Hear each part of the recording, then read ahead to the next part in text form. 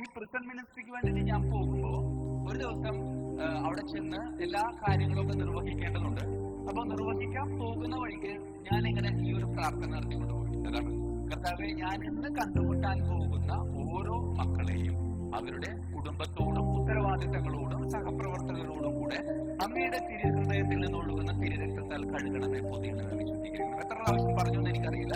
അതിങ്ങനെ പറഞ്ഞു ഞാൻ വണ്ടി ഓടിച്ച് അവിടെ ചെന്ന് ഞാൻ അതിന്റെ ഉള്ളിലേക്ക് പ്രവേശിച്ച് വളരെ കൃത്യമായി, സാധാരണ അവിടെ ഒരുപാട് സമയം ചെലവഴിക്കേണ്ടത്, പക്ഷെ ഇതൊന്നും വന്നില്ല. എല്ലാവരും നേരത്തെ പരിചയമുള്ളതുപോലെ ഓരോ കൗണ്ടറിലൂടെ എന്നെ കയറ്റി വിട്ട് അവസാനം ടിവിയുടെ ടെസ്റ്റ് ഒക്കെ നടത്തി വളരെ സന്തോഷത്തോടെ തിരിച്ചു.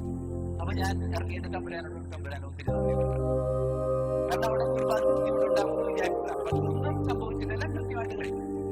പക്ഷെ വീണ്ടും പോകണേ, ടിവി ടെസ്റ്റ് 2-3 പ്രാവശ്യം നടന്നു. അങ്ങനെ രണ്ടാമത്തെ പ്രാവശ്യം 14 ദിവസം കഴിഞ്ഞ് വീണ്ടും ടെസ്റ്റ് നടത്താൻ ചെന്നപ്പോ ഞാൻ വളരെ കൂളായിട്ട് പോയി. കാരണം നമുക്ക് പരിചയക്കാരുണ്ട്.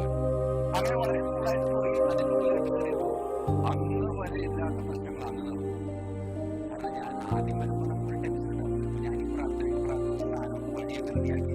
പിന്നെ കഴിഞ്ഞ പ്രാവശ്യം വന്നപ്പോൾ പരിചയമുള്ളവരാണ് ഈ പ്രാവശ്യം എന്ന് വിചാരിച്ച് ഈ പ്രാർത്ഥന ചെന്ന് ഞാൻ വിട്ടുപോയി.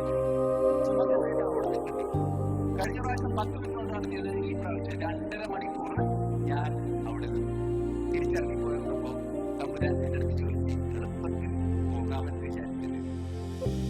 അതുകൊണ്ട് അതിനനുസരിച്ച് ഞാൻ അങ്ങനെ ഇന്നലെ ദുബായ് എയർപോർട്ടിൽ വന്നപ്പോ ഷവർ ഒരാൾക്കാർ ഞാൻ വിചാരിച്ചു എല്ലാവരും കൂടി തെറ്റൂല. എന്നാൽ എനിക്ക് തന്നെ ഞാൻ ഈ പ്രാർത്ഥന പ്രാർത്ഥിക്കും. അപ്പൊ എന്നെ എടുക്കാൻ വേണ്ടിയിട്ട് പുറത്തു നിന്നവൻ സാധാരണ എയർപോർട്ടിൽ വന്നിട്ടെങ്കിൽ 1 മണിക്കൂർ എടുക്കുക വെച്ചാൽ ഞാൻ വെറും 10 മിനിറ്റ് കൊണ്ട് പുറത്തു. അപ്പൊ എനിക്ക് കിട്ടിയൊരു പ്രശ്നം, ഞാൻ ഈ പ്രാർത്ഥന ഒരുപാട് ആൾക്കാരുണ്ട് വെറുതെ ചുളുവില്, അവരൊക്കെ അങ്ങയുടെ കൃപയാൽ അങ്ങയുടെ തിരുഹൃദയത്തിൽ നിന്നൊഴുകുന്ന തിരുരക്തത്താൽ കഴുകണമേ, പൊതിയണമേ, വിശുദ്ധീകരിക്കണമേ. പ്രിയമുള്ളവരെ, നിങ്ങൾ ആരെങ്കിലും എന്തെങ്കിലും ഡോക്യുമെന്റേഷൻ പോകുമ്പോ